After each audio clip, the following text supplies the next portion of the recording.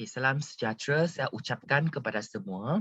Dalam video ini kita akan terus perbincangan soalan PA untuk tahun 2019. Okey, so sekarang kita nak tengok soalan bahagian B, soalan 7. Okey, soalan dia macam ni.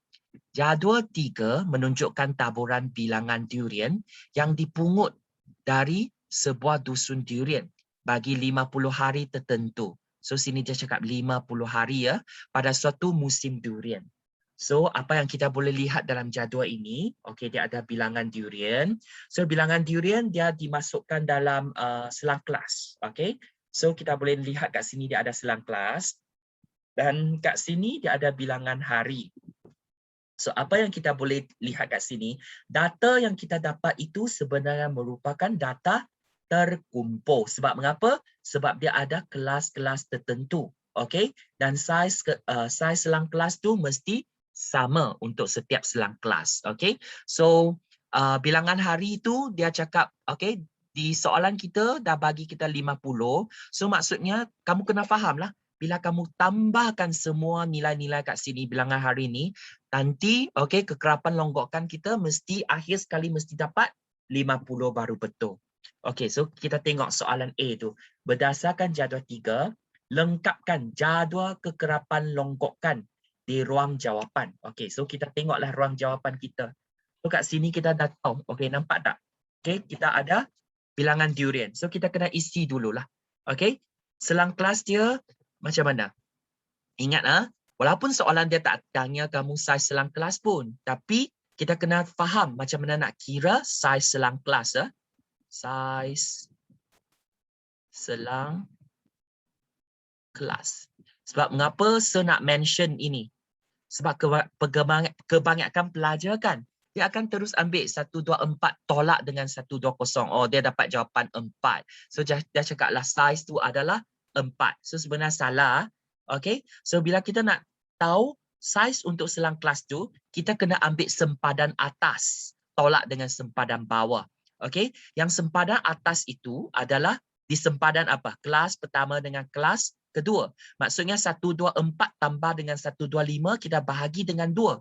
Sebab kita tahu selang dia ada 1, so kita tahu kena tambah 0.5 dah cukup kan. Kita nak cari average dia. So kita tahu 124.5. Okey ya, tambah 0.5. So yang untuk sempadan bawah tu kita kena, yang sini sempadan atas tambah dengan 0.5, sempadan bawah tu kita kena tolak dengan 0.5 lah. So kita kena tolak dengan yang ini 119.5. Okey. So sempadan atas tolak dengan sempadan bawah. So kamu akan dapatlah, oh jawapan dia 5. 5 ini merupakan saiz selang kelas kita. Maksudnya untuk setiap kelas kita kan dia mesti 5 5 5 5 macam ni. Okey? Okey, walaupun kamu tak cari saiz selang kelas, tapi kalau kamu observe saja, kamu tengok pattern dia. 120 sampai 124, yang ini 125 sampai 129. So maksudnya seterusnya mesti 130, betul tak? So okey, kalau kosong tu dia sampai 4, nampak tak? So 130 dia akan jadi 134. Okey, lepas 134 dia jadi 135. Yang 5 tu mesti sampai dengan 9. So 139. Next kali 140. Okey, bila kosong sampai 4. So 144. Yang ini 145. Okey. So yang next kali 149. Okey. So kalau kita buat macam ni, dah betul lah. Okey. So sekarang kita nak tengok sempadan atas. Okey, masih ingat tak sempadan atas? So kamu kena berhati-hati ya. Sebab sometimes soalan kamu akan panggil kamu tulis dalam sempadan bawah. Boleh juga, mungkin juga. So kamu kena faham. Atas tu kita tengok untuk selang kelas tu yang paling tinggi tu. Okey. So kita nak tahu, okey. Okey, 124 ni kalau kita tambah dengan 0.5, so kita tahulah 124.5. So mungkin banyak pelajar akan tanya mengapa tambah dengan 0.5? Sebab kita tahu untuk kelas ini 124 bila kita nak masuk kelas yang kedua 125 tu sebenarnya di antara mereka juga ada selang, nampak tak? So kalau saya nak cari sempadan dia mesti di tengah-tengah antara 124 dengan 125. 5. So kalau kamu campur sekali bahagi 2, kamu akan dapat 124.5 lah. Okay, so kamu mesti, okay, kita mesti dapat jawapan semua tu. Okay, sebab selang dia adalah 1. So kalau kamu bahagi 2, dia adalah 0.5 lah. So kalau kamu tahu macam ni, yang lain tu senang saja. Sempadan atas untuk kelas ni 129.5. Yang ini 134.5. Yang ini 139.5. Dan seterusnya sama juga. Okay. Kita buat macam ni saja. Okey, 149.5. Dah habis. Okey. So sekarang kita nak tengok kekerapan longgokan pula. Okey, so kekerapan longgokan macam mana? Kita kena longgok tu maksudnya kita kena campur semualah. Okey. Kumpulkan dia. So yang untuk kelas yang pertama, bilangan hari tu 2. Okey, so bila kita nak campur dengan kelas yang kedua tu, sini ada 3 hari kan. So 2 campur dengan 3 kita dapat 5. Okey, bila kita masuk kelas yang ketiga, 5 campur dengan 10, 15 hari lah. Okey, campur lagi 20, 35 hari. Okey, 35 tambah 12 kita dapat 47. So tambah lagi 3 kita dapat 50. So ingatlah, kena make sure jawapan akhir sekali kekerapan longgokan kita mesti sama dengan soalan yang diberi itu 50. Okey, kalau dia sama maksudnya dah betul. Kalau dia berbeza sikit, okey, lebih banyak ke lebih kurang ke, mesti something wrong bila kamu tambah kat sini, mesti ada tempat yang salah. So maksudnya kamu kena check baliklah. Okey, so untuk soalan ni sebab dia 3 markah kan. So macam mana kita nak dapat markah? So asalkan bilangan durian selang kelas ni semua betul, kamu akan dapat P1. Okey, sebab ini semua facts tu. Okey, apa yang kamu buat tu bukan kerja, sebenarnya dia facts. So pengetahuan satu markah lah. Untuk yang ni semua betul akan dapat 1 markah P1. Okey, kekerapan longgokan kalau semua betul dapat P1. So all together 3 markah. Okey. So sekarang kita tengok balik soalan B. Okey. So kita tengok kat sini ya. Untuk ceraian soalan ini, okey, untuk soalan B lah, nak kamu lukis dalam kertas graf. Okey, nampak tak kertas graf yang disediakan di halaman 12? Anda boleh menggunakan pembaris fleksibel. Okey. Pembaris fleksibel dibenarkan. Kalau kamu tak ada pembaris fleksibel, jangan risau juga. Kamu boleh hand free. Okey? Kamu boleh free hand lah. Okey, lukis secara free hand. Okey, so asalkan apa? Apa yang kamu lukis tu, curve tu mesti macam mana? Smooth. Ingat, dia mesti smooth. Tak boleh nampak macam ada bucu-bucu macam tu. Tak boleh. Okay. So, dengan menggunakan skala 2 cm. Okay, yang ini penting. Sebab 2 cm tu sama dengan 5 durian. Okay, 5 biji durian tu adalah paksi mengufuk. Mesti ingat, paksi mengufuk tu maksudnya paksi X. Okay. Dan 2 cm kepada 5 hari. Bilangan hari itu paksi mencangcang. Mencangcang tu paksi Y. Okay. So dengan ini kita nak lukis or give. Okay, bagi data tersebut. So senang saja. Okay, bilangan durian tu X. So kamu tengok bilangan durian. So yang ini bilangan durian kan. So tapi bila kamu nak lukis dalam graf, tak mungkin kamu guna selang kelas ini, betul tak? Okay, so kita mesti guna sempadan atas. Sebab sempadan atas ini dia mewakili bilangan durian. Okay. Kita nak guna sempadan atas. Yang ini adalah mengufuk. Betul tak? Kalau kamu ikut soalan tadi itu. Okay. Mengufuk. X kan?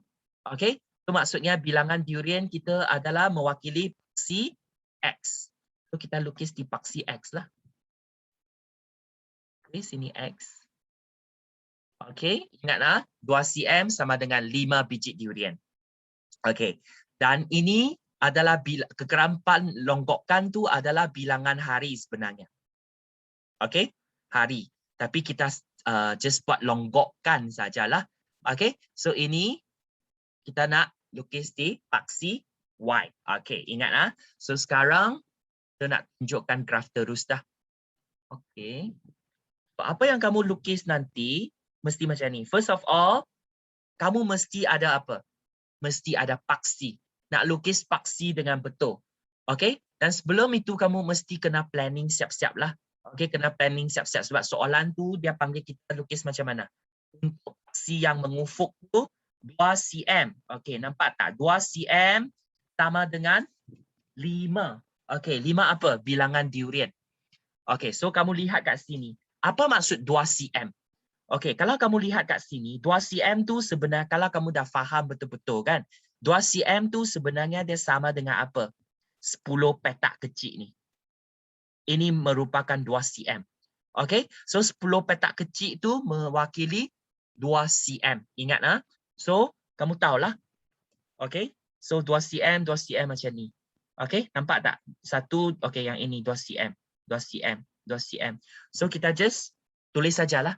Tapi jangan lupa, okey, bila kita nak buat tu, nak lukis tu, kalau kamu rujuk jadual kita tadi, dia start from sempadan atas tu 124.5, betul tak?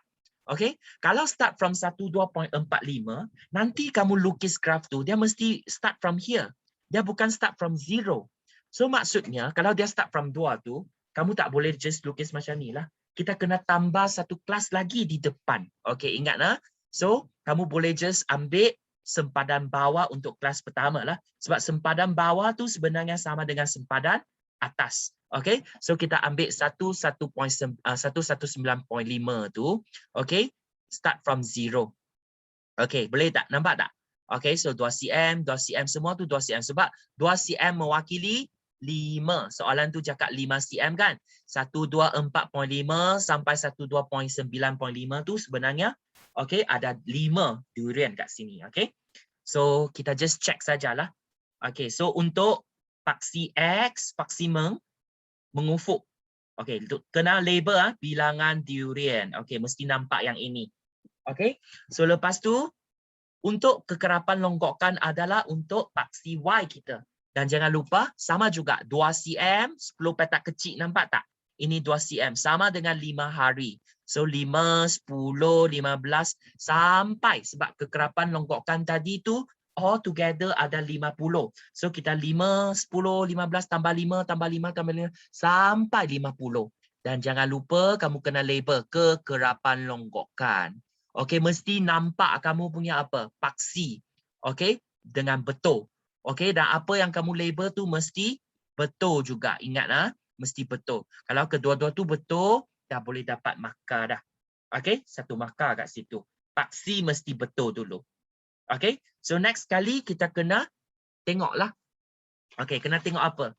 Step by step. Okey, tengok one by one. Okey, kita mesti start from 0 dah. So kelas yang okey, sebelum kelas pertama tu, okey, sempadan bawah saya boleh cakap lah untuk kelas pertama tu. Okey, 11.9.5 tu dia mesti start from kosong. So 124 tadi sempadan atas kalau kamu rujuk jadual mesti sama dengan 2. So ingatlah, okey saya zoom in. Okey, saya zoom in dulu. Okey, kamu tengok baik-baik. Okey, macam mana kita boleh kira 2 kat sini?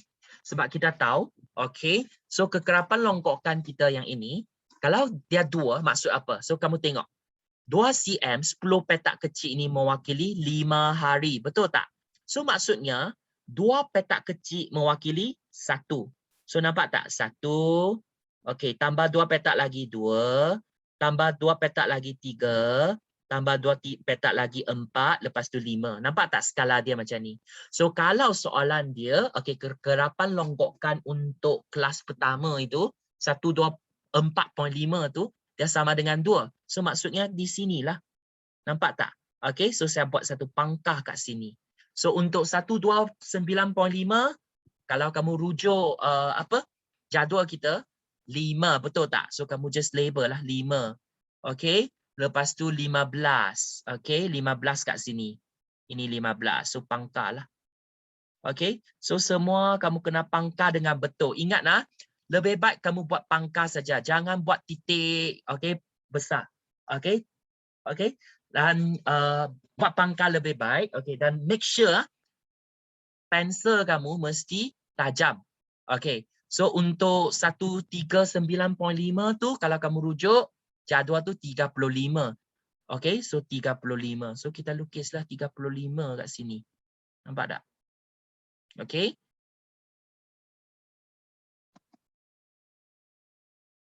Okey, so lepas tu 144.5 47. So kat sini 47.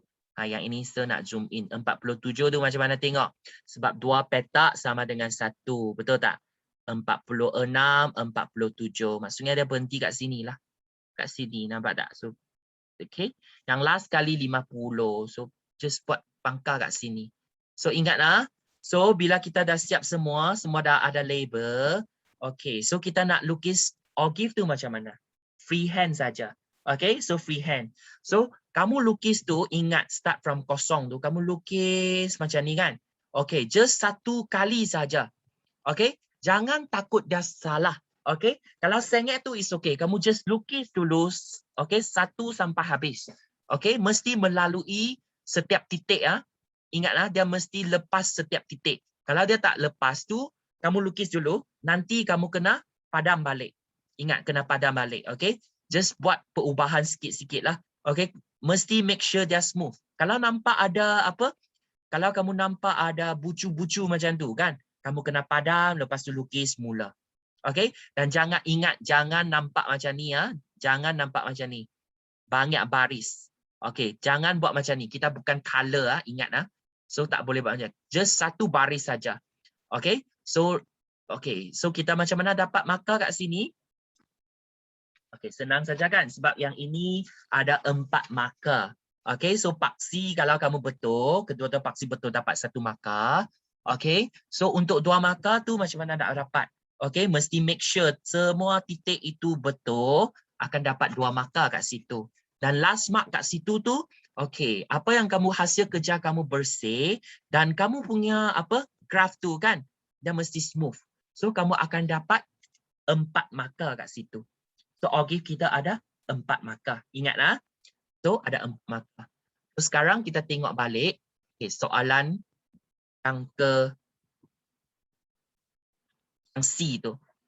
Okay, next kali dah siap dah kan? 4 markah dah. So sekarang soalan tu berdasarkan ogive yang dilukis. So bila dia cakap berdasarkan ogive, maksudnya jawapan kita mesti berdasarkan ogive. So kita kena rujuk balik ogive kita. So tengok soalan tu nak cari median dan julat antara kuartil. So macam mana kita nak cari median? So, senang saja kan? Okey, kekerapan longgokkan kita 50. Median tu maksudnya apa? Maksudnya kedudukan dia di tengah. So kalau kekerapan dia, frekuensi kita ada 50, all together tambah semua ada 50. Di kedudukan di tengah dia mesti 1/2 kita darab dengan 50. So kamu akan dapat 25 lah. Okey, jangan lupa yang 25 itu bukan jawapan kita. Okey, kita ambil 50 darab dengan 1/2 sebab banyak pelajar dia akan bulat kat sini. Kamu bulat tak salah. Kamu kena tahu jawapan kita bukan 25. Ingatlah. Tapi 25 tu maksud apa? 25 tu maksud kalau saya nak cari median dia, saya nak tahu kedudukan di tengah dia. Okey, ada 50 hari, kedudukan di tengah tu 25. Hari yang ke-25 tu berapa? Okey, so kamu kena lukis titik putus-putus. Nampak tak? Sentuh kita punya graf, kamu tarik turun ke bawah. Okey, so bila kamu tarik turun ke bawah, itulah jawapan yang kita nak tu. So jawapan dia muncul di sini. Nampak tak? Okey, saya kecilkan. Okey, garis putus-putus. Okey, sentuh graf kita, lepas tu tarik bawah. So sinilah barulah jawapan kita. Nampak tak? So kat sini normally saya akan panggil pelajar buat satu ada anak panah lah. Okey. So kamu kena faham. Okey, kena baca dengan betul. Sini merupakan median. Ini median kita. Sebab soalan tu dia cakap berdasarkan. So kamu mesti ada bukti lah. Jawapan kamu bukan saja terus tulis. Kamu mesti lukis garis-garis putus ni. Okay. So bacaan kat sini tu berapa? Okay. Jangan lupa. Okay. Kita zoom in tengok-tengok. Okay. So kat sini kan 10 petak kecil. Betul tak? Ada 5. So maksudnya 2 petak maksudnya 1. Betul tak? Okay. So boleh lihat kat sini 134.5. 135 lah, 0.5, 136.5. Dan lepas tu kat sini 137.5. So maksudnya dia di antara ini 136.5, yang ini 137.5. So dia di antara tengah-tengah. Betul tak? So median tu berapa? Di antara tengah-tengah. Kamu campur kedua-dua bahagi 2. Atau kamu tengok saja, kamu dah tahu. Oh, sebenarnya sebab sebab dia macam mana? 2 petak mewakili 1 petak tu mewakili 0.5. So kalau sampai sini 136.5, kita tambah 0.5 lah sebab dia di tengah-tengah kan. So saya akan dapat 137. Itulah jawapan kita. Okay? So untuk setengah pelajar, kalau kamu lukiskan mungkin sengit sikit ke, tak dapat jawapan yang tepat, dan mesti kamu akan dapat jawapan kat sini, mungkin reading kamu tak tepat kan. Jangan takut, jangan risau. Sebab kalau kamu lukis, dia nampak boleh terima, memang smooth, tapi bila kamu lukiskan nak cari jawapan dia kan, dapat kat sini reading dia tak sama, bukan 137. Kalau tepat-tepat memang 137 lah. Kalau dia tak, apa yang kamu dapat tu dia kurang tepat sikit. So, jawapan yang boleh terima sebenarnya dalam skema tu dia ada apa? Tambah tolak 0.5. Faham tak apa maksud tambah tolak 0.5? Maksudnya, kalau jawapan kamu dapat 136.5, jawapan kamu betul juga. Dan kalau untuk setengah pelajar, dia dapat 137.5. Jawapan betul juga sebab dia ada plus minus 0.5. So dia ada julat kat situ lah.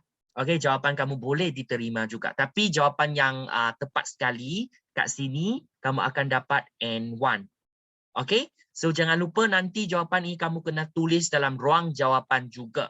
Jangan lupa kena tulis dalam jadual graf kita juga. So sekarang kita nak cari julat antara kuartil. Masih ingat tak macam mana nak kira julat antara kuartil? Julat antara kuartil, kita kena ambil apa? Q3. Kuartil, Q atau K lah. Bahasa Melayu kita guna K. Bahasa Inggeris kita guna Q. K3 tolak K1. Betul tak? So K3 tu macam mana? So berapa? So kamu kena tengoklah. Q3 tu, so kita kira lah. All together 50 kan? So Q3 tu maksudnya 3/4 kita darab dengan 50. So kamu just tekan kalkulator sajalah apa yang kamu dapat. So apa yang kamu dapat kat sini? Titik. So kamu mesti akan dapat 37.5. Betul tak? Kalau kamu tekan kalkulator, kamu akan dapat jawapan yang ini. Kan? So untuk yang kuartil pertama tu 1/4 kalau kamu darab dengan 50 juga. So kedudukan dia mesti 12.5. So yang ini kamu jangan salah faham. Jangan ingat yang ini kuartil pertama. So ada banyak pelajar bila semak kan, so akan nampak dia akan tulis K3 tu sama dengan macam ni, sama dengan. Ingat bukan yang ini bukan K3 sebenarnya. Kita hanya nak cari kedudukan untuk K3 sahaja, bukan jawapan K3. Yang ini K3 kedudukan kita. So 37.5 tu kat mana? So kita tahu, so nampak tak? 7.5. So mesti di antara apa? 35 sini. So kalau saya tambah 2 kan? So ini mesti 36, 37.5. Maksudnya satu petak tu 0.5. Masih ingat tak? Satu petak sama dengan 0.5. Sebab skala kita kat sini 10 petak. Nampak tak? 10 petak mewakili 5. So maksudnya satu petak kecil tu sama dengan 0.5. So sini 36, sini 37, tambah satu petak lagi. So sinilah 37.5 kita. Tapi yang ini bukan jawapan kita, ingat. So kamu kena lukislah titik putus-putus ini. Bila kamu sentuh garis kita tu, kamu garis turun bawah. Nampak tak? Garis sampai bawah. So kita baca kat sini. Buat anak panah kat sini. So yang ini jawapan kita Q3 kita. Okey, sinilah baru Q3 kita. So jawapan tu apa? Nah, nampak tak? Dua petak kecil maksudnya tambah 1. So 140.5. Itu merupakan K3 kita. Dan K1 kita 12.5. Okey, sini 15, sini 10. Nampak tak? 11, 12, tambah lagi satu petak 12.5. Ini kedudukan. So, jangan tulis apa-apa kat sini. Just tulis saja 12.5. Lepas tu jangan tulis K3. Jangan tulis macam ni. K1. Jangan tulis kat sini. Sebab macam ni boleh salah faham. So mungkin kamu tak faham ke yang ini K1 ke? Sebab ada dua value tu saya nak tengok mana. So kena show dengan tepat sekali. Yang ini hanya nak tahu kedudukan dia sahaja. 12.5 kamu lukis titit macam ni. Lepas sentuh sampai garis ini lukis bawah. So kita tengok ini lukis anak panah kat sini. So yang ini merupakan K1 kita. K1 tu berapa? Okay, so baca tengoklah. Okay, so yang ini 130.5, 131, 132. Okey, lepas tu tunggu ini 130, 131, 132, 133. Okey, tepat sekali kat sini kan? 133.5. Okey, so untuk setengah pelajar dia nampak kat sini kalau 134.5 dia patah balik dua petak. So tolak satu lah, 133.5 lah. So ini merupakan K1 kita. Okay, so kalau kita nak cari, okay, dah dapat dah. K1 dah dapat K3 kan. So kalau saya nak cari julat antara kuartil ini, macam mana? So saya hanya tolak saja. Kamu boleh buat kat sini lah. Okay, boleh buat kat sini. So normally akan check semua yang ni N1. Okay. Yang untuk julat antara kuartil kita tu kan, dia ada dua markah. So kalau dua markah, mesti make sure K1 dan K1 tu betul. Okay. Dan jawapan kamu betul. Okay. So yang ini kamu boleh tulis dalam ruang jawapan kamu lah. Okay. So 140.5 kamu tolak dengan 133.5. Okay. So akhir sekali kamu akan dapat jawapan apa? Okey. Kamu akan dapat 7, betul tak? Okey, 7. Okey, jawapan dia 7. Ini merupakan julat antara kuartil kita. Okey.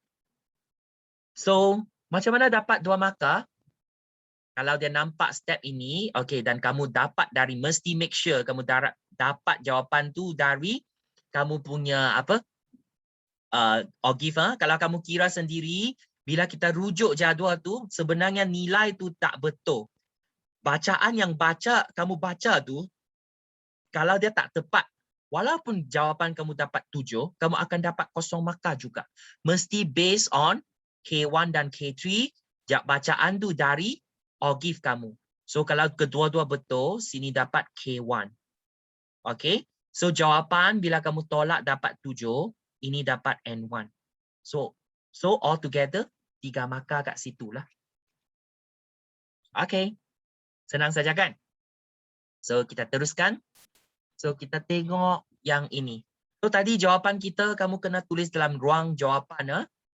So maksudnya yang ini, okay, yang ini median, kamu tulislah median sama dengan apa? 137. Okay, so tak apa, saya tulislah. Saya tulis kat sini lah. Walaupun dalam kamu punya ogive tu hanya show sahaja. Kamu macam mana dapat cara dia. Tapi ruang jawapan mesti tulis. Kalau kamu kosong, nanti kamu mungkin akan dapat kosong markah juga. So jangan abaikan kat sini. Okey, yang ini median. Soalan nak cari median. So median tu sama dengan tadi kita dapat 137. Okey. So julat antara kuartil, soalan nak cari julat antara kuartil. Kita ambil K3 tolak dengan K1. So mesti ingat, yang ini bukan kamu cipta sendiri atau kamu kira macam mana tu, lepas tu boleh kira juga kan? Okay? Tapi bukan dengan cara pengiraan. Kamu kena ambil bacaan tu dari jadual kita 140.5 kamu tolak dengan 133.5. So, kita akan dapat 7 jawapan kita. Okey, so bila mark kan, sinilah. Ini kita dapat N1. Memang dari jawapan kita kan. Yang ini kedua-dua, okey, nampak betul. Ini K1. Mesti dua-dua bacaan tu tally dengan OGIF kamu. So, last kali yang ini N1. Jawapan kamu betul. Mesti 7. Okey? Itu je. So, sekarang kita tengok soalan ke-8. Okay, untuk soalan ke-8 ini, okay, kita tengok soalan dia macam mana. Pembelanjaan mingguan, okay, bagi 23 pelajar. Okay, program perikanan telah direkodkan seperti berikut. So, yang ini sebenarnya ringgit Malaysia, RM16, RM17 macam ni. So, boleh dilihat kat sini, data yang kita dapat tu merupakan data tak terkumpul. Okey, data tak terkumpul. Mengapa? Sebab dia tak ada selang kelas. Betul tak? Okey, so senang sajalah kalau kita nak buat tu kan. Okey, so macam mana kita nak buat? Okey, first of all, mesti kalau data tak terkumpul tu, kita mesti macam mana? Kena make sure. Okey, dia mesti susun mengikut susunan kecil sampai besar. Nampak sini ada tak? Yang ini dia dah cantik dah. Dia memang susun dengan cantik. Kalau soalan tu bagi kamu, dia punya data tu kan, data tak terkumpul dan dia tak susun mengikut susunan, okey, dari rendah sampai tinggi. Kalau tak ada macam ni, kamu kena susun semula. Ingat kebanyakan pelajar akan salah sebab dia tak susun. Tapi yang soalan ni kamu untunglah. Sebab mengapa? Dia memang susun untuk kamu. Okey, so sekarang soalan tu nak cari median. Okey, median kuartil ketiga jurat antara kuartil. Okey, so sekarang kita tengok dulu median tu macam mana. Masih ingat tak? Median tu maksudnya dia di tengah-tengah. So kat sini soalan tu dia dah beri kita, okey, ada 23 orang, betul tak? So macam mana kita nak cari kedudukan, okey, median di tengah-tengah tu? Okey, masih ingat tak? Kedudukan dia macam mana? Okey, tempat dia kan, masih ingat tak? Okey, yang T untuk median. Okey, kamu boleh, okey, anggap macam ni lah. T itu tempat lah. T kedudukan untuk median. Okey, sama dengan apa? Sama dengan, mesti ingat lah, 23. Kita campur dengan 1. Kena campur dengan 1. So, bahagi 2. So, kamu akan dapat berapa? 24, kamu bahagi 2, kamu akan dapat 12. Betul tak? Yang ni campur 1, 24 bahagi 2, 12 lah. Okey, 12 ini, saya nak letak TH ya. Mengapa TH? Dia bukan jawapan kita tau. Ini hanya kedudukan. Kedudukan ke-12. Sebab sini ada 23. So, kalau kita panggil mereka beratur dalam satu baris, kat tengah tu macam mana? Okey, kedudukan di 12 lah. 1, 2, 3, 4. Okey, saya rasa saya terus tulis macam ni lah. Lebih senang sikit kan. Nanti nak tengok tu, kedudukan tu lebih senang sikit. Okay, so yang ini, okay, sorry. Yang ini 1, yang ini 2, ini 3, 4, okay, 4, 5, 6, 7, 8, 9, 10, 11, 12. Okay, so kedudukan 12 tu di tempat sini. Okay, di tempat sini. So jadi, maka jawapan untuk median kita, sebab dia satu markah saja, nampak tak? So, kamu terus tulis median sama dengan 39. Okey? Macam tu saja. Itulah jawapan kita. Okey, kalau kamu tak percaya, kamu boleh cek juga jawapan kamu tau. So, macam mana cek?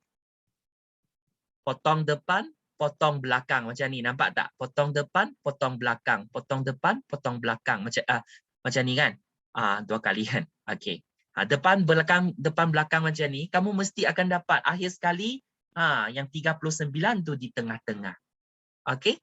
So kalau kamu tak percaya, kamu just try and error. Kamu try tengoklah. Okey, 4, yang ini 3, 4. Nampak tak? So sini 3, sini 3. So di tengah-tengah. Memang 39 tu merupakan median kita. Okey ya? Okay, saya padam dulu yang ini. So sekarang kita teruskan. Soalan tu dia nak cari apa? Julat, okey, kuartil ketiga, betul tak? Sebenarnya kuartil ketiga tu dia tolong kita nak cari julat antara kuartil lah tu. Okey, so kita cari dulu kuartil ketiga. So tempat untuk, okey, tempat untuk kuartil, okey, K3. Boleh macam ni lah, atau T3 tu, okey. So kita tahulah kita nak cari tempat kan. Okey, so macam mana? Sama juga cara kita. 23 campur 1. Okey, so kita dapat 24 kan? Okey, ayah. Kita terus darab sajalah. Darab apa? Kuartil ketiga tu kita darab 3/4, betul tak? Okey, darab dengan tadi 23 tambah 1, so saya dapat 24 lah. So apakah jawapan saya?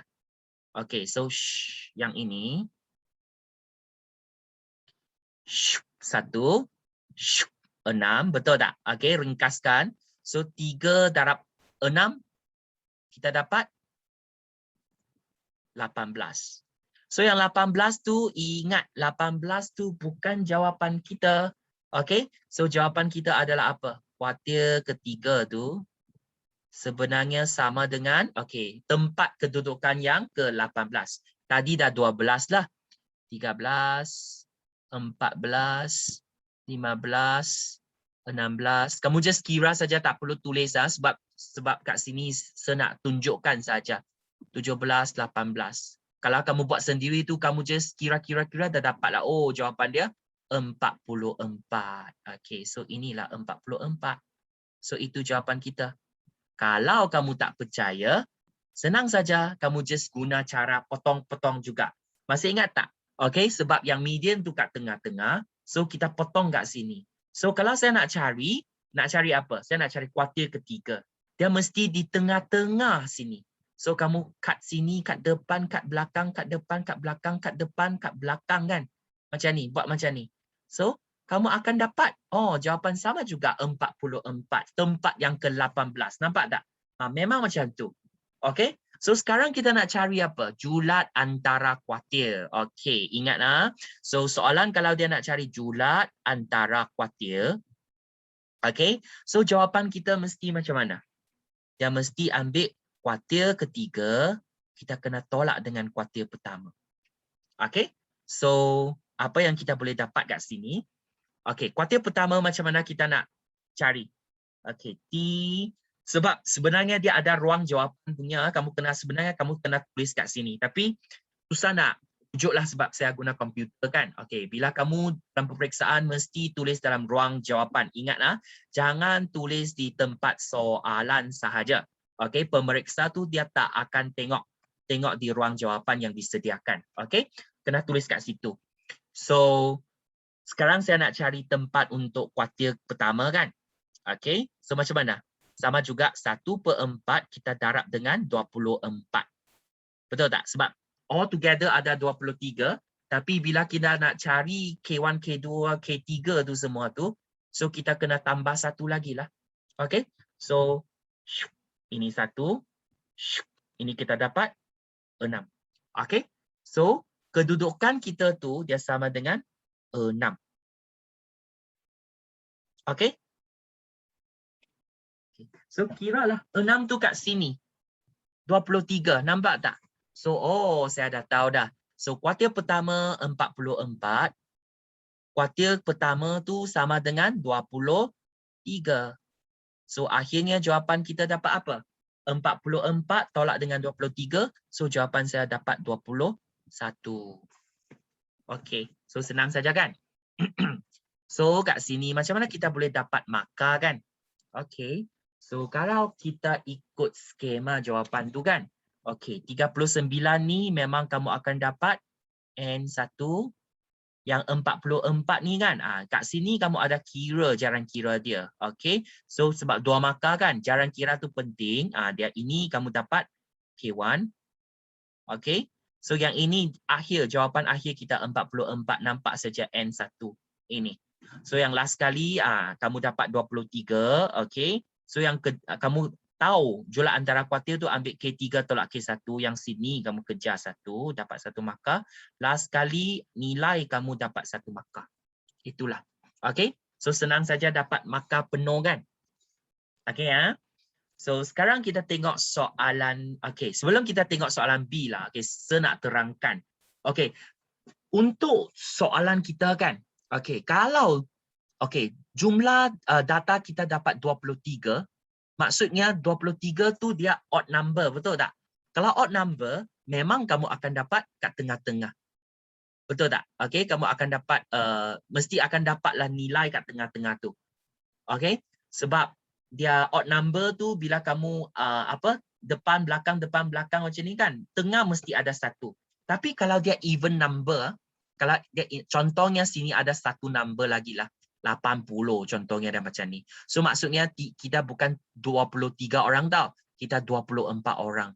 So kamu nak cari kedudukan dia, okey, kalau kamu terus bahagi 2, okey, untuk yang ini kamu terus bahagi 2, 24 kamu bahagi 2. Kamu mesti dapat kedudukannya 12 juga tau. So kamu nanti akan terus ambil jawapan 39. Tak boleh. Ingat nah. So untuk even number, okay, untuk even number, kalau yang ini bukan 23, okay, soalan dia 24, sama juga kamu kena tambah 1 bahagi 2. Dan kamu mesti akan dapat berapa? Yang ini kamu mesti akan 25 bahagi 2, kamu akan dapat 12.5. Kalau kamu nampak saja kedudukan itu ada titik perpuluhan, tadi tu tak ada titik perpuluhan kan? Bila kamu tambah 1, lepas tu dapat jawapan, tak ada titik perpuluhan pun.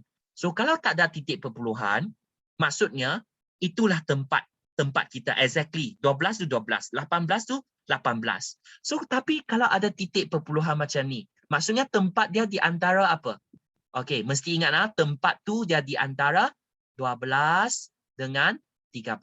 So kat sini 12, 13. So kita kena cari tak tengah-tengah. Sini baru tengah. 39 tambah dengan yang ini, nombor kat sini, bahagi 2. Dapat 39 jugalah, of course. Okay? Kalau nombor tu berbeza, jawapan kamu akan berbeza tau. So ingat okay? Kalau bila kita nak cari tempat dia, senang saja. Bilangan orang itu, okay? Bilangan yang diberi itulah. Okey, kat sini 23, kalau dia odd number, tak kira lah dia odd number ke, dia even number ke, kita kena tambah dengan 1 dulu. Okey, tambah dengan 1. Okey, kalau dia nak cari billion, bahagi 2. Okey, so jawapan kamu, kalau kamu dapat, okey, whole number kan, nombor bulat, itulah tempat kita. Tapi jawapan kamu dapat titik perpuluhan, kamu kena berhati-hati. 12.5 maksudnya, jawapan kita mesti di antara 12 dengan 13. So ini adalah apa yang saya nak ingatkan. Tapi soalan ni dia bukan 24 lah. Okay. Data kita hanya ada 23 sahaja. Okay. So ini hanya nak ingat balik saja. Okay. So kita tengok soalan B kita. Lukis satu block spot. Yang ini dia nak block spot. Nampak tak? Box and whisker plot. Okay. Untuk mewakili data itu, lukis pada kertas graf yang tersedia di halaman 14.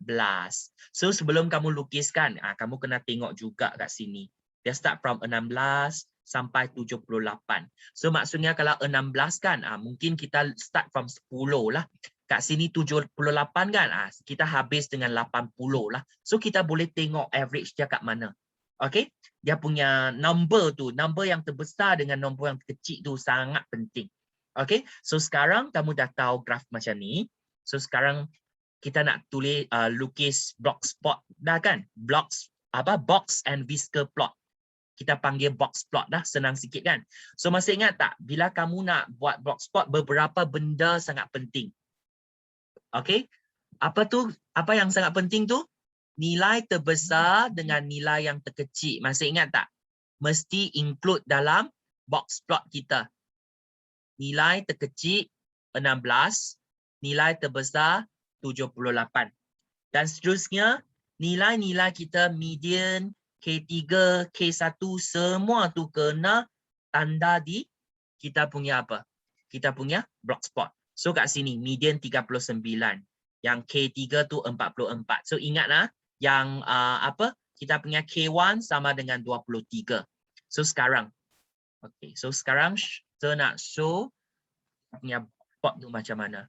So bila kamu lukis, jawapan dia kamu akan dapat macam ni lah. Okey, nampak tak?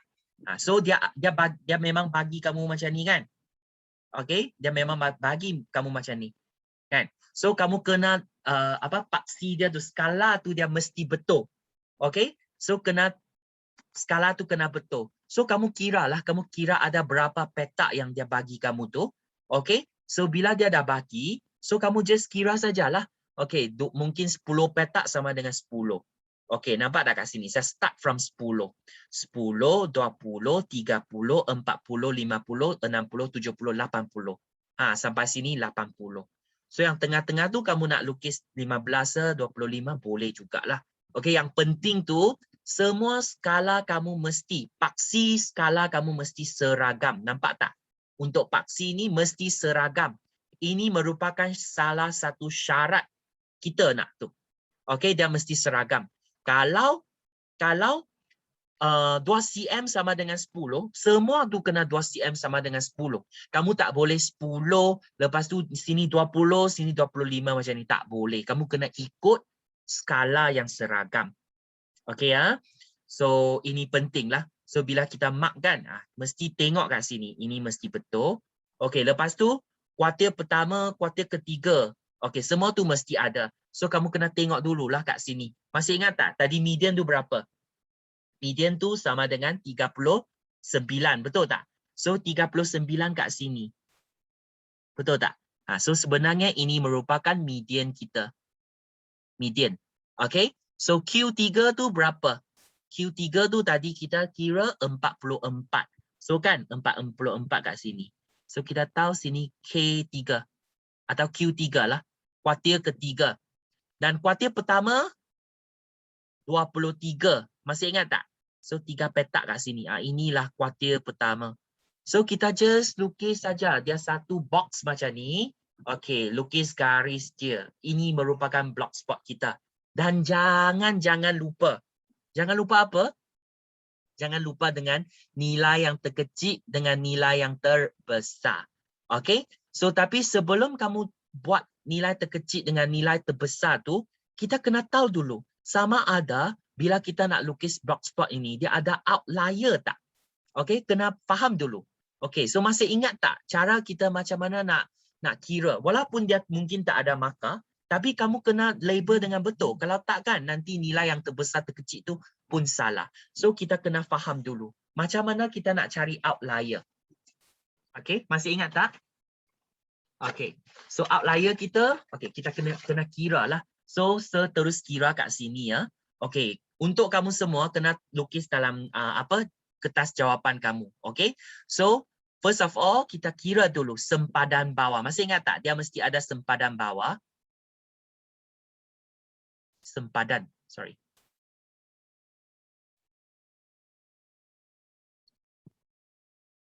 Sempadan bawah. Maksudnya kita bawah tu kat sinilah, di sebelah sini kan. So kita nak tengok sempadan dia tu apa. Saya tak tahu sempadan tu. Masih ingat tak cara macam mana kita nak kira sama ada sempadan tu, okey, data kita dia ada melebihi sempadan tu tak?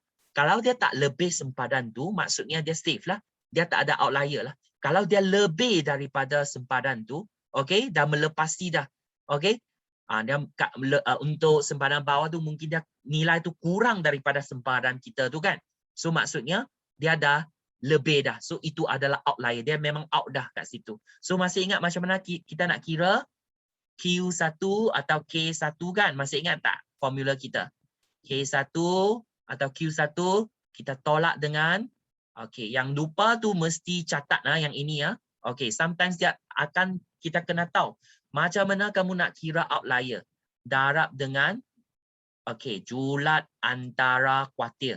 Kena ingat dengan formula ini. Untuk sempadan bawah, kita kena ambil Q1 tolak. Ingat, tolak.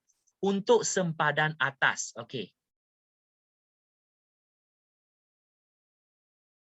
Macam mana kita nak kira?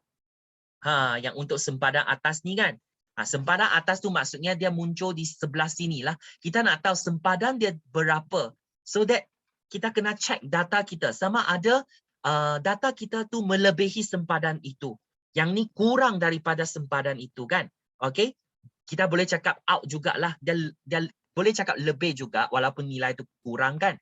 Maksudnya kalau let's say lah contohnya sempadannya kalau kat sini, kalau nilai itu dia kecil daripada 10, maksudnya dia out lah. Okey, sama juga. Kita nak tahu sempadan tu. So kita kena ada cara macam mana kita nak kira. Okey. So sempadan atas, untuk sempadan atas memang kita kena guna kuartil ketiga, Q3 kita. Okey. So sama juga yang ini kena berhati-hati. Untuk yang depan kan kita guna tambah. Untuk yang bawah tu Q1 tu tolak. Yang ini Q3 tambah. Tambah apa? 1.5 darab dengan JAK. Yang formula ini kamu kena ingat sendiri ya. Dia tidak diberi dalam soalan kita. Okey, so just kira saja. Q1 tadi kita dah tahu 23, betul tak? Okey, so tolak dengan 1.5. JAK tadi kita jumlah antara kuartil tadi kita ada kira juga, betul tak? 21. So akhirnya kamu akan dapat macam ni lah. Oh, yang ini 23. Bila kamu darab, kena darab dulu kan? So kita dapat 31.5. Dan jawapan kita, jawapan kita ada negatif. Negatif berapa? Negatif 8.5. Maksudnya sempadan untuk data kita tu, dia ada di sini. Okay. Sempadan kat mana? Okay. So dia memang dah out dah kan? Negatif 8 tu di mana? Negatif 8 tu, kat sini tu 5. Nampak tak? So negatif 8 tu mungkin dia di sini. Di sini. So data kita ada tak yang kurang daripada negatif 8.5? Memang tak ada kan? Kalau tak ada, maksudnya di sempadan bawah tu dia tak ada outlier. So kita nak check outlier di depan tu. Sempadan dia muncul di mana? So sama juga kita guna Q3. Tadi kita dapat Q3 tu berapa? 44. Okey, tambah dengan 1.5. Okey, ingatlah kurungan dulu 1.5 sebab kita kena darab dulu punya. Darab dengan jumlah antara kuartil 21. Cara dia sama. Ini 44. So tambah dengan 31.5. So akhirnya kamu akan dapat 75.5. Okey. So sekarang kamu ingat lah. Okey, so sekarang 75.5 tu muncul di mana? 75.5. 75. Okey, 75.5 kan? Okey, 0.5. So maksudnya ini merupakan sempadan kita. Okey, 0.5 tu maksudnya dia di tengah-tengah sinilah. Dia di tengah-tengah. 77.5. So dia muncul di tengah-tengah sini. Okey ya. So ini merupakan sempadan kita. Okey, so sekarang kita check balik. Nak check balik apa? Okey, tunggu So sekarang kita check balik. Saya keep yang ini. Okay, so sekarang kita check balik data yang kita dapat kat sini tu. Data yang kita dapat tu. Saya nak padamkan dulu. Nak padamkan yang ini. Nampak tak? Kalau yang kat sini kan. Kalau sekarang kita tengok, okey. Ini merupakan data kita, kan? Ini data kita. So, based on data kita, tadi sempadan kita ada di nilai yang kurang daripada 8.5.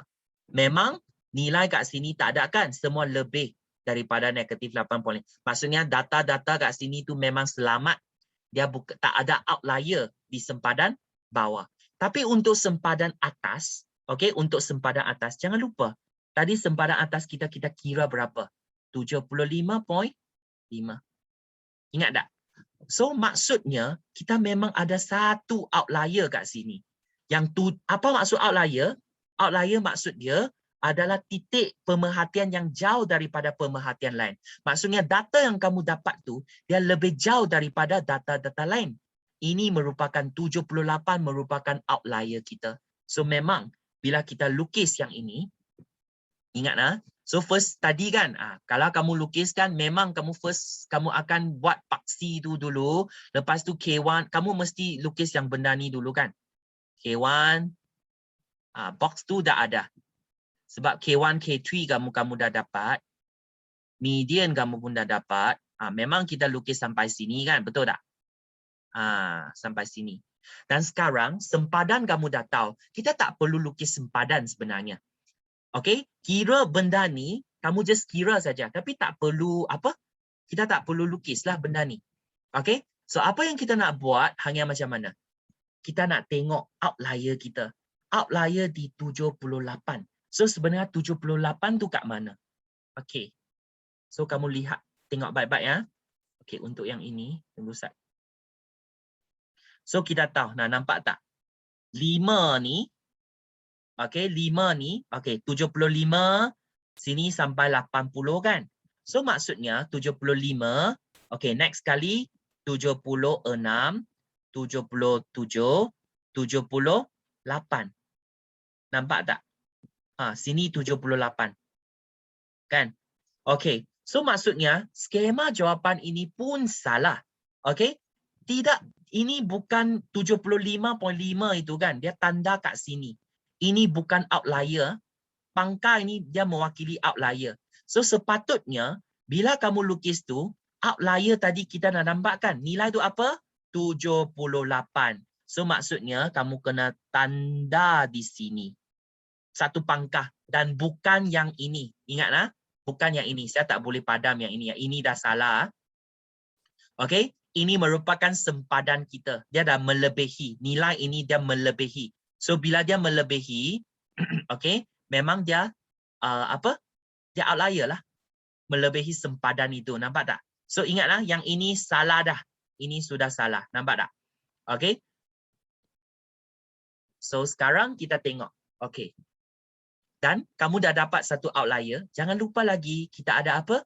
Nilai terbesar dan nilai terkecil. Okey? Dia mesti dalam yang bukan outlier lah. Okey, untuk nilai terkecil memang 16. So 15, yang ini 16. Nampak tak? So dia memang kita lukis kat sini 16. Lukis macam ni. So untuk nilai terbesar, sebenarnya nilai terbesar tu 78 kan? Tapi 78 itu tadi kita buat pangkal sebab dia merupakan outlier. So, nilai yang terbesar untuk yang kedua tu berapa? 65. So, kamu kena tanda kat sinilah 65.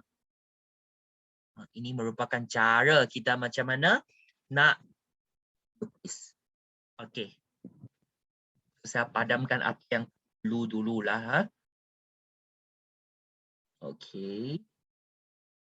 Okey. So, itu je. Okey, so ingatlah yang ini dah salah. Yang ini pangkal tu kena pangkal di tempat 78. Sebab mengapa? Based on kita punya data tu 78 adalah outlier kita. Nampak tak? Okey, dan 6. Okey, selepas outlier yang nilai yang terbesar tu 65. So that's why kita kena lukis kat sini. Okey. So saya rasa saya nak tulis kat sinilah. Okey, ini merupakan nilai okey, ini nilai terbesar.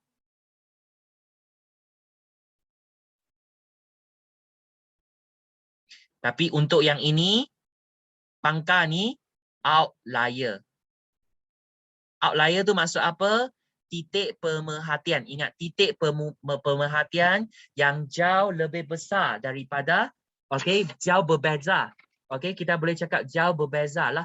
Atau jauh lebih besar atau lebih kecil daripada pemerhatian atau data-data yang lain. So yang ini memang alien lah, outlier kita lah, lebih besar punya dalam grup tu. Okey, so ini nilai yang terkecil. Okey.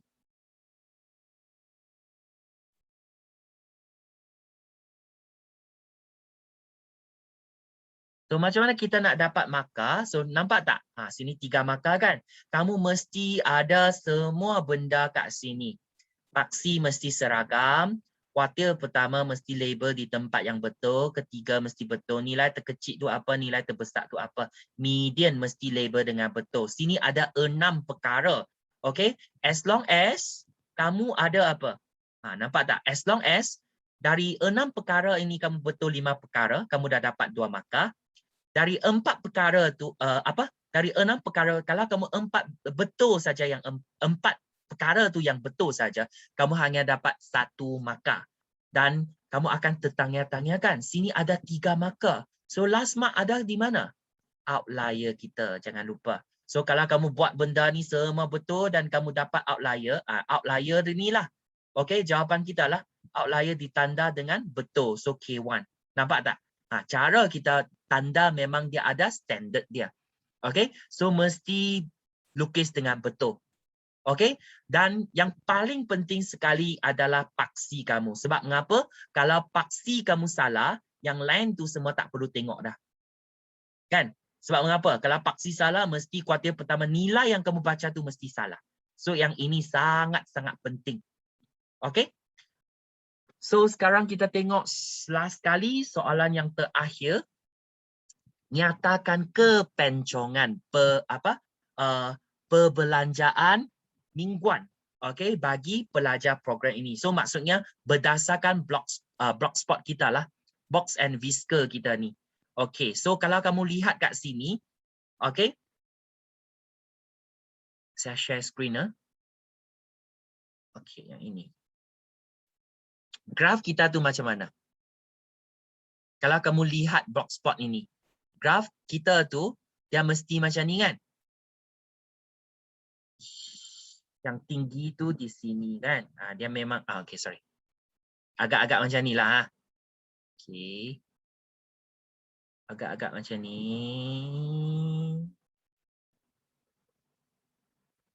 So kamu boleh lihat kat sini. Okey.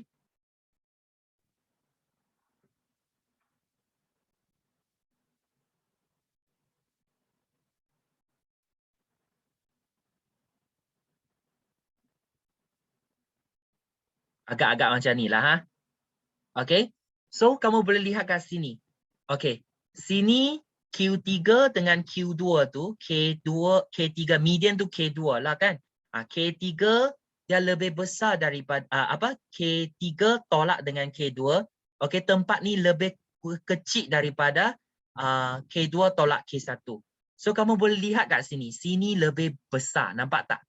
Okey, untuk ruang ini, bahagian ini, sini lebih besar. Okey. So kalau sini lebih besar, maksudnya dia pencong ke sebelah, kat sini graf kamu tu dia lebih pencong di sebelah kiri, betul tak? Okey. So jawapan kita, okey, dia mesti pencong ke sebelah kiri. Okey, atau pencong sebelah negatif. Okey, kalau untuk pergi ke sebelah kiri tu memang negatif lah. So jawapan kita, okey. So nampak tak? Sebab sini lebih besar, so kita tahulah okey. Kalau kamu nak explain kan, kamu boleh cakap macam ni. K3, kalau saya tolak dengan, ruang K3 tolak dengan K2 tu, dia lebih kecil daripada K2 tolak dengan K1. Ruang ini lebih besar. Nampak tak? Kalau ruang ini lebih besar, maksudnya dia pencong ke sebelah kiri. Ingat. Okey, dia pencong ke sebelah kiri. Atau pencong negatif. Taburan kita adalah pencong negatif. So sekarang jawapan kita saya kena tulis kat situ lah kan.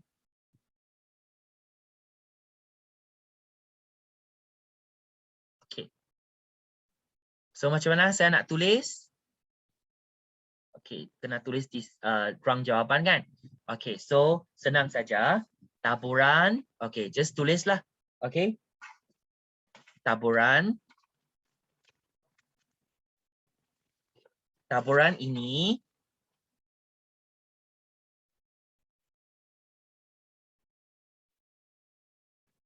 okey, adalah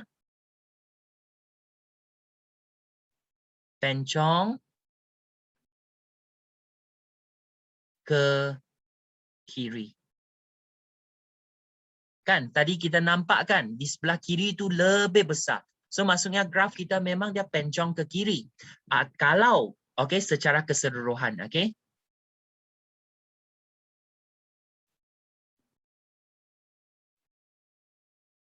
Atau kalau bukan kamu tak nak tulis pencong ke kiri kan, sebelah kiri kamu ingat macam ni. Sebelah kiri itu negatif. So pencong negatif.